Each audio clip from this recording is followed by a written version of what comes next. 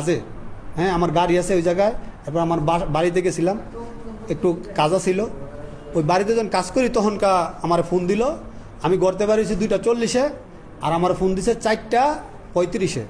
Phone দিয়ে এটাই চিল্লি মানুষের সাউনে ফোন দিয়ে যে কী কইছে আমি এটাও কইতে পারতাম না। এখন পরে আমি কই কোনো সমস্যা হয়েছে নি, মোবাইল কি ভাঙ্গা হয়েছে কেন, আবার ফোন দিতেছি, মানে হেরারে হমানে ফোন দিতেছি, কিন্তু হেরা কেউ ফোন ধরে নাই।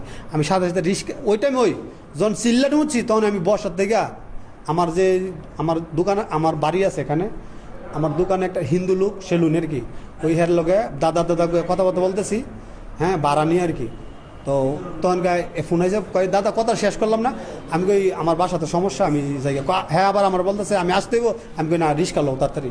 একটা রিক্সা ডাক দিল, আমি রিক্সা যাইসা দিয়ে এই অবস্থা। আমি কেউ সন্দেহ করি না, আমার কোনো শত্রু নেই। আমি বাইরে থাকছি, আমি এমন না যে দেশে থাকছি 2-4 খারাপ লোকের লোকে চলছি, ভালো লোকের লোকে চলছি। আমি একমাত্র আমার কাজ, আমি বাইরে দেশের বাইরেও কাজ করছি। এখানে আইসা সাইডে আমি গাড়ি কিনছি। আমি গাড়ি কিনছি দুইটা গাড়ি আমি নিজে পরিচালনা করি। আমি প্রায় সময় আমি নিজে গাড়িতে ড্রাইভার জন না পাই, আমি নিজে যাই, আমি নিজে গাড়ি চালাই। আমি কাজের কখনো ইয়া করি না। আমি আমার কোনো শত্রু নেই। আমার ওয়াইফে আপনার এই মাথায় কিছু সমস্যা আছে, এ আবার ঘুমের ওষুধ খায়। ওই মনে করেন 9টা বাজে, রাত্রে 10টা বাজে কখনো সজাগ থাকে না, সকালবেলা 10টা বাজারে ডাইকে উড়াইতে হয়। মানে এর ঘুমের মাথায় সমস্যা।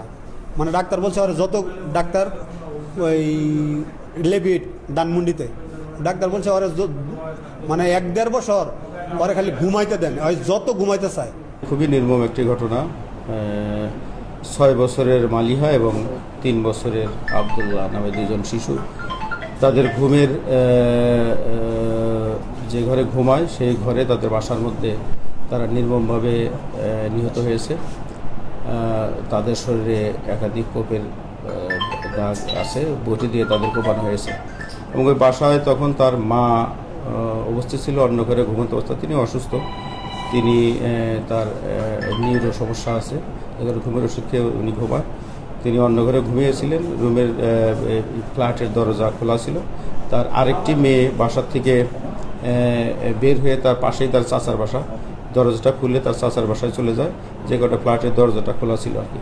তো সেই সুযোগে মানে কেউ হয়তো বাচ্চা দুটোকে মানে হত্যা করেছে, এবং কে করেছে, কিভাবে হয়েছে, সেটি আমরা এখনও সেই রহস্য উদ্ঘাটনের চেষ্টায় আছি। আমরা কিছু লোকজনকে, তার মা বাবা সহ অন্যান্য লোকজনকে জিজ্ঞাসাবাদের পর্যায়ে আছি, জিজ্ঞাসাবাদ করছি। এখন আমরা রহস্য উদ্ঘাটন করতে পারিনি।